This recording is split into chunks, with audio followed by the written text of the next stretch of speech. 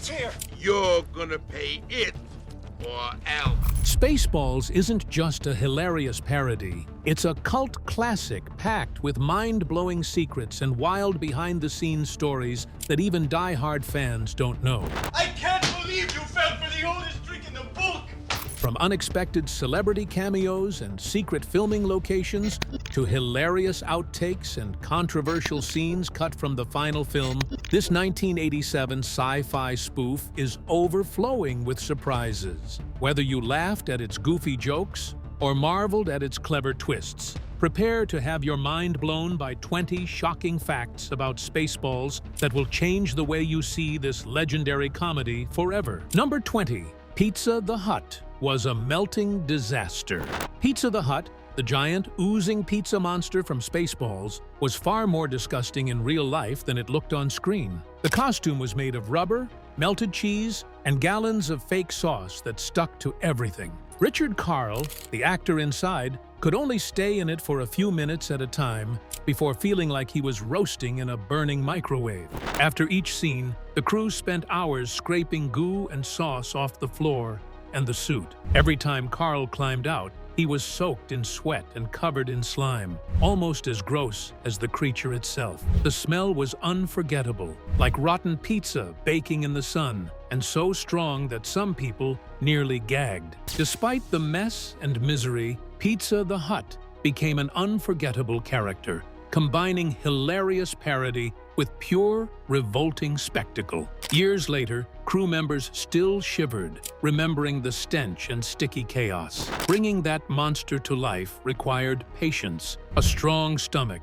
and incredible endurance. But have you ever wondered how the lines of Dark Helmet sound so cute? Let's delve into the details of the actor who scripted the lines. Number 19. Dark Helmet's lines. Rick Moranis, the talented actor who played the hilariously evil Dark Helmet, didn't just recite lines from a script. He made up nearly all his dialogue right on set. That squeaky, whining voice fans love, he created it himself. The funny insults and one-liners people still quote, all improvised on the spot.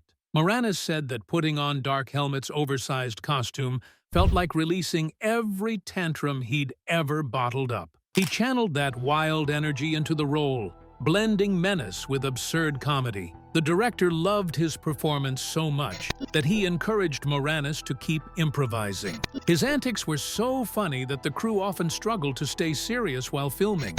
Sometimes, the camera operators laughed so hard, the cameras actually shook, nearly ruining takes. Moranis' fearless creativity and quick wit turned Dark Helmet from a simple spoof villain into a truly iconic character. He didn't just act the part, he completely owned it, making Dark Helmet one of the most unforgettable figures in comedy film history. Another shocking fact about Spaceballs is the fiscal provisions that became insufficient during production. Let's delve further into the details. Number 18. The budget was slashed mid-production. Spaceballs was originally planned as a grand spectacle filled with massive space battles and special effects meant to rival Star Wars. Audiences were supposed to be dazzled by giant ships and epic laser fights, but partway through filming, the budget collapsed. Instead of giving up or making something dull, director Mel Brooks decided to fully embrace the ridiculous. If they couldn't afford a polished galaxy, they'd create the cheapest, silliest one possible and proudly show it off. That's why the spaceships look like clumsy plastic toys and the sets resemble something built in someone's basement. The film feels like an over-the-top comedy sketch stretched into a full movie. This scrappy approach worked brilliantly. Brooks joked it was the cheapest galaxy ever put on film, and he wasn't kidding. But instead of hurting the story, the obvious low-budget look made the parody even funnier. By leaning into absurdity and refusing to take itself seriously, Spaceballs turned into a unique comedy classic. It proved that you don't need big budgets or fancy effects to create something unforgettable and make audiences laugh until they cry. One interesting fact lies in Mel Brooks' consultation before shooting the movie. Who did he consult? Let's find out. Number 17. George Lucas's permission. Before Mel Brooks could start filming Spaceballs, he needed permission from George Lucas, the creator of Star Wars. Brooks called Lucas directly to explain that he planned to make a parody of the famous space saga. Surprisingly, Lucas agreed on one strict condition: Brooks could not make any Spaceballs merchandise. Instead of seeing this as a setback, Brooks turned the restriction into comedy gold. He filled the movie with over-the-top fake products, like Spaceballs the t-shirt, Spaceballs the breakfast cereal, and even Spaceballs the flamethrower. These pretend items weren't just quick jokes. They became beloved gags that fans still talk about today. Ironically, Lucas's ban on real merchandise led to some of the most memorable fake products in movie history. If Disney, which now owns Star Wars, ever decided to actually produce these novelty items, collectors would likely flood stores to buy them. Just imagine fans lining up for hours to snag a Spaceballs the flamethrower. This clever twist shows how one creative limitation inspired a wave of humor and lasting pop culture moments that continue to entertain audiences decades later. Have you imagined how Winnebago was able to fly? Was it an effect? Was it real? Let's dig into the details. Number 16. The Winnebago was real. Many people think the famous flying Winnebago in Spaceballs was just a model or special effect. But surprisingly, it was a real, working RV. The crew took an ordinary Winnebago, bolted huge wings onto it, and actually drove it on real highways. So whenever you see it rolling along the road in the movie, that's no miniature or computer graphic. It's the genuine vehicle in motion. Only the space scenes were created later by adding backgrounds during editing. The interior shots of Lone Star and Barf flying the ship were filmed on a studio set. Director Mel Brooks proudly joked that he had made the cheapest spaceship ever seen on film, and he wasn't exaggerating. Instead of spending a fortune on fancy effects, they turned a simple camper into a hilarious starship with some creative thinking and a few metal wings. This clever, low-budget approach helped make Spaceballs unforgettable. The flying Winnebago was both absurd and strangely believable, proving that movie magic doesn't always require big money. Just a willingness to try something wild, then drive it straight down the freeway for everyone to see. What did you notice about Barf, the half-dog, half-man? Was he comfortable in his outfits? Let's find out. Number 15. John Candy's costume-beloved comedian John Candy brilliantly portrayed Barf, the half-man, half-dog sidekick in Spaceballs. Wearing the Barf costume was extremely challenging. It was made of thick fur layers that trapped heat like an oven. The suit even had a remote-controlled tail and motorized ears to make Barf look more lifelike.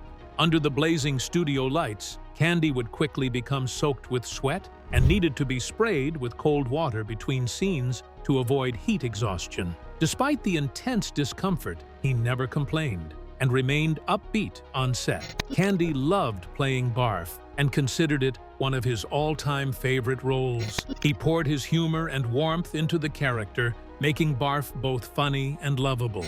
One of the movie's most memorable lines, "I'm a Mog, half man, half dog, I'm my own best friend," was completely improvised by Candy himself. His dedication, creativity, and good-natured spirit transformed Barf into an unforgettable fan favorite. Even while melting inside that furry suit, John Candy proved that great comedy and movie magic come from passion and heart. And there goes the jammed radar scene, looking so real. How did the crew arrive at it? Let's dig into the details. Number 14. The jammed radar scene was totally improvised. One of the funniest scenes in Spaceballs happens when Dark Helmet finds the radar completely jammed, but not by enemy signals. Instead, it's covered in bright red raspberry jam, dripping everywhere. Furious, he shouts the classic line, "There's only one man who would dare give me the raspberry." Surprisingly, this famous quote wasn't in the script. The actor came up with it on the spot, making the moment even more hilarious. To pull off the gag, the crew used real jam and smeared it all over the radar equipment. It wasn't just a prop. The goo was so thick and sticky that it clogged up the vents and buttons for real. The mess was so bad that filming had to stop while everyone cleaned out the machinery. This unplanned bit of comic brilliance mixed with the ridiculous use of real jam, turned a simple joke into one of the movie's most unforgettable scenes. It perfectly shows off the playful, anything-goes spirit of Spaceballs, where even the most serious villains can be brought down by something as silly as a jar of jam. Did you notice a character with two performers?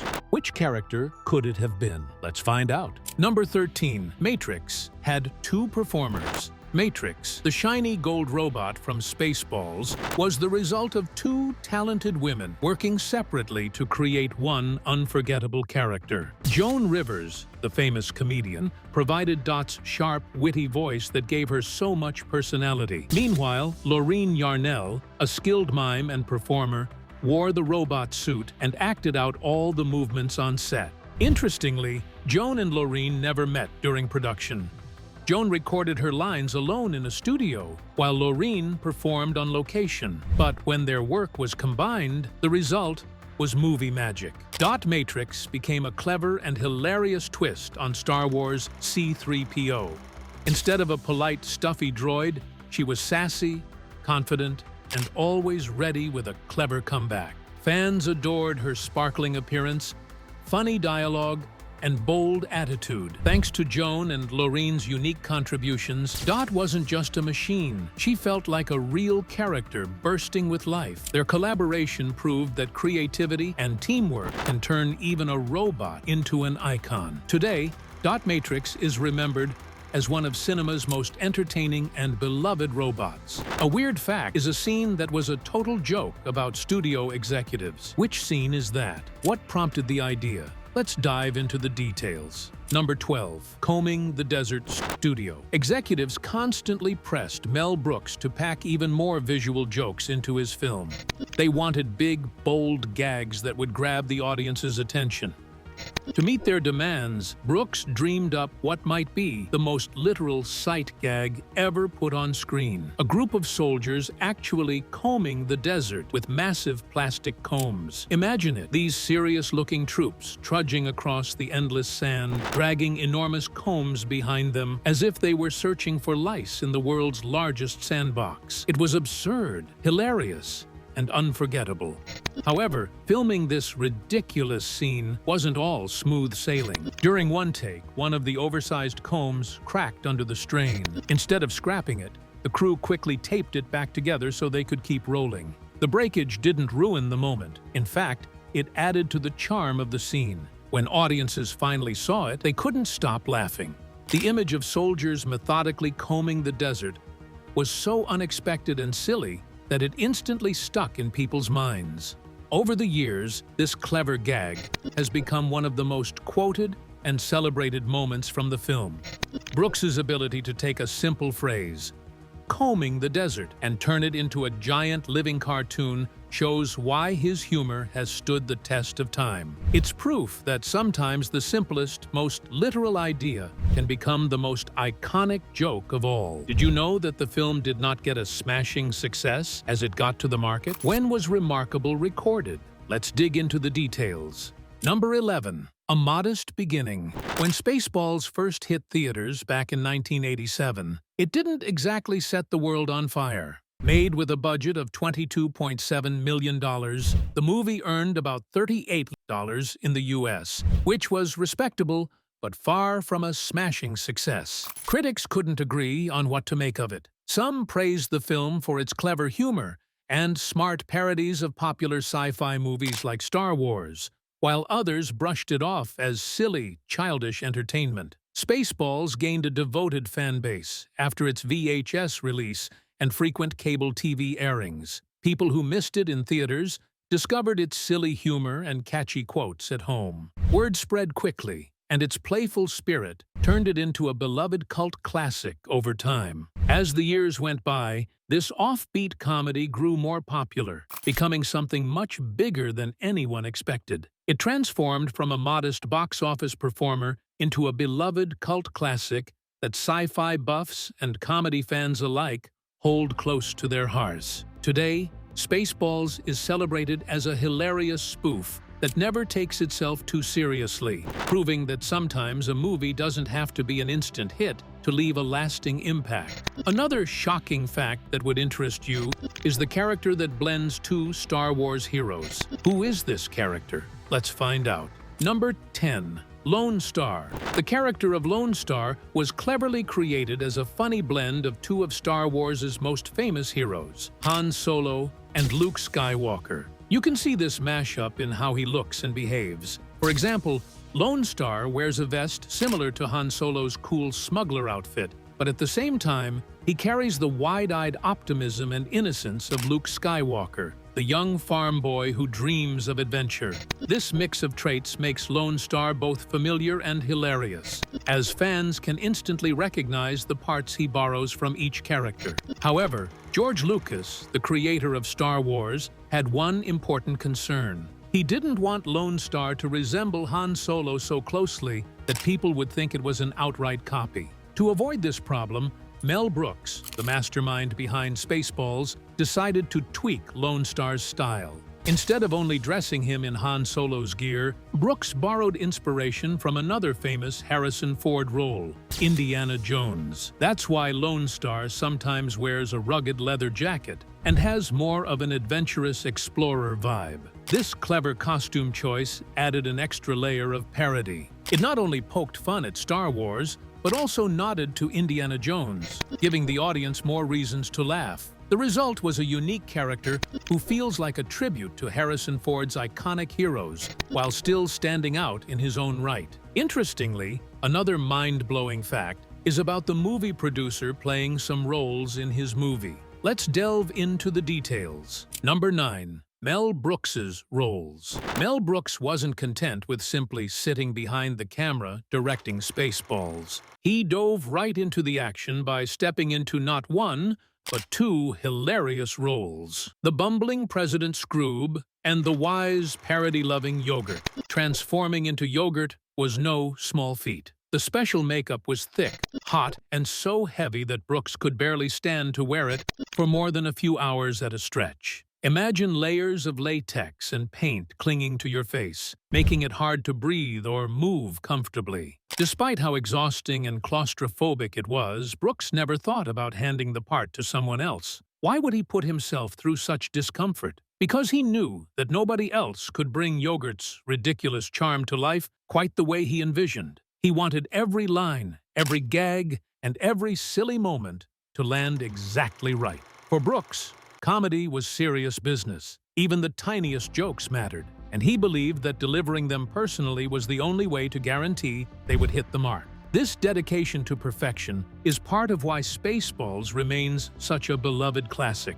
Brooks poured his heart into every aspect, from directing epic spaceship scenes to sweating under layers of makeup just to get a laugh. His commitment proved that when a creator is willing to go the extra mile, even if it means hours of discomfort, the results can be unforgettable. Could you ever have imagined that the movie's theme music was rushed? Let's talk about the details. Number 8. The theme song. The unforgettable Spaceballs theme song, the one that instantly makes fans smile, almost never existed. In fact, it wasn't part of the plan while the movie was being filmed. Only after the entire film was wrapped up did director Mel Brooks realize something was missing. He wanted a fun, silly tune to capture the ridiculous spirit of the movie. So, he turned to his trusted composer, John Morris, and gave him an unusual challenge: come up with a catchy theme song in just a few days. Morris didn't have much time, but he embraced the idea.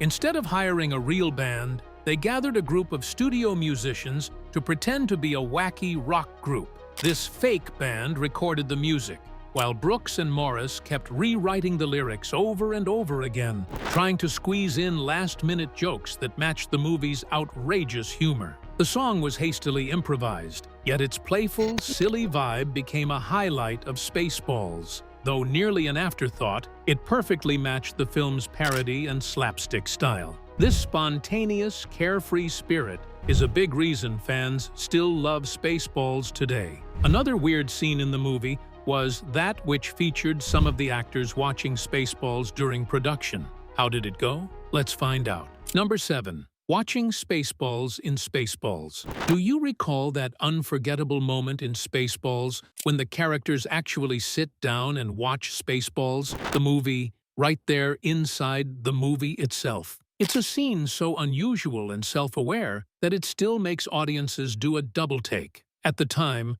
the movie studio behind Spaceballs was deeply worried. Executives believed viewers would be totally baffled by the idea of a film watching itself. They insisted the scene was far too confusing and pushed hard to have it completely removed from the final cut. But Mel Brooks, the brilliant mind who created Spaceballs, stood his ground. He knew this movie-within-a-movie gag was something special. Brooks was determined to keep it, because he understood how it shattered the normal rules of storytelling in a hilarious way. That scene has become legendary for breaking the fourth wall and cleverly reminding viewers it was fiction. Often called meta, it made audiences feel part of the joke. Over time, it inspired many filmmakers to use similar techniques. Today, film schools teach it as a brilliant example of creative storytelling, proving that what once seemed odd is now a milestone in comedy and cinema history. Spaceball is not the first of the Star Wars series.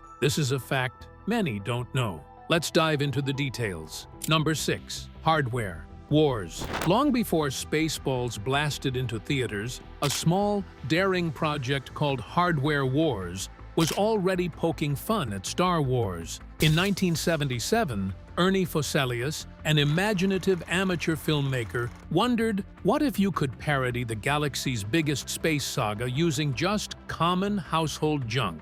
With just $8,000, Foselius converted an old laundromat into a studio, using toasters as spaceships and tinfoil as robot armor. Despite the absurd homemade props, his low-budget parody delighted audiences and proved that creativity could outshine expensive special effects. Despite its shoestring budget and homemade look, Hardware Wars exploded into a surprising success, raking in around $500,000. Viewers couldn't get enough of its silly charm. Even George Lucas, the creator of Star Wars, called it a cute little film, which was quite the compliment. Foselius never imagined that his low-budget parody would spark a wave of sci-fi spoofs for decades to come. His inventive take proved you don't need millions to make people laugh. Sometimes, all it takes is creativity and a toaster on a string. Shockingly, one of the actresses faced her most challenging scenes on set. Who is she? What happened? Let's delve into the details. Number 5. Daphne Zuniga and the yogurt scene. Daphne Zuniga, the talented actress behind the unforgettable Princess Vespa in Spaceballs, had to endure one of the most uncomfortable scenes of her career. In that memorable moment, she was required to plunge face first into an enormous tub filled with yogurt. At first, the yogurt was merely cold and a little sour smelling, which was unpleasant enough. But as they shot the scene over and over again, take after take, the yogurt became thicker, stickier, and much smellier. By the time they wrapped filming that day, it had turned into a slimy, disgusting mess that reeked like spoiled food forgotten in the back of the fridge. Every time Daphne came up for air, she was covered in goo that clung to her hair, face, and costume. Despite the gross ordeal, she never broke character. She stayed professional, determined to give the director exactly what he needed to make the scene work. The experience scarred Daphne so much that she avoided yogurt for years, as its smell and texture brought back memories of the foul tub on set. Despite her disgust, her commitment paid off. Her portrayal of Princess Vespa became iconic, showing that great performances often demand messy sacrifices. Another fact about this movie is the teased sequel that has been expected for decades. What about it? Let's find out. Number 4. The sequel. The film Spaceballs wraps up with a hilarious final gag, teasing audiences with the idea of a follow-up called Spaceballs 2: The Search for More Money. This tongue-in-cheek title perfectly summed up the film's playful spirit and love for poking fun at Hollywood's obsession with sequels. Mel Brooks, the creator and star of Spaceballs, often said he would only consider making this sequel if Rick Moranis, who brilliantly played the villainous Dark Helmet, agreed to come back.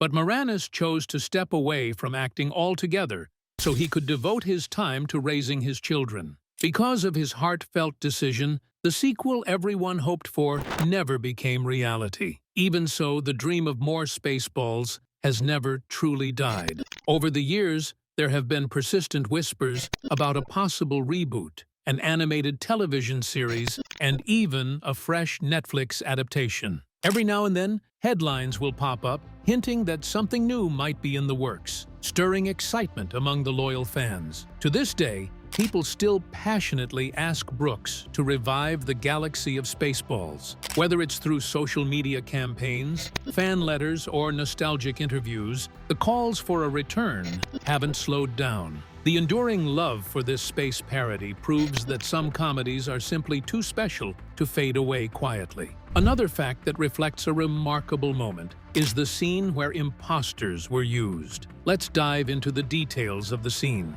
Number 3. The stunt doubles. When the brave heroes are captured and dragged before the guards, you expect a tense moment. But instead, the guards squint and shout, "These aren't them! These are their stunt doubles!" Suddenly, the camera cuts to a hilarious sight. 4 obvious imposters standing awkwardly in place of the real characters. They're wearing ridiculous wigs that look like they were bought at a cheap costume shop, plus oversized, cartoonish fake mustaches that practically scream phony. This moment is pure comedy gold because it breaks the illusion in the most unexpected way. The audience can't help but burst into laughter at how absurd the stunt doubles look. You instantly realize that the film is poking fun at itself and all the action movies that try so hard to hide their stunt performers. Later on, one of the stunt women who played one of the doubles admitted she had mixed feelings about the scene. She felt honored that her moment on screen got such a big reaction, but also a bit embarrassed that people were laughing so hard at her face rather than admiring her athletic stunts. Still, she understood it was all part of the movie's clever humor. The scene not only made fun of action cliches,